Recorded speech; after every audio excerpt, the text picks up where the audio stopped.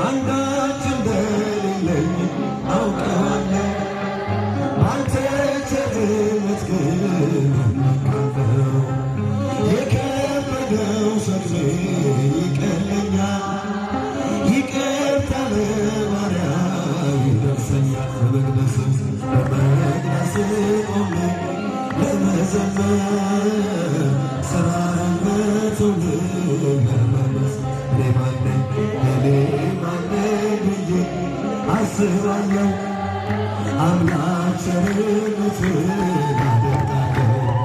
ቸርነትን ዘምሩ ያደረሰን እስከ ዛሬ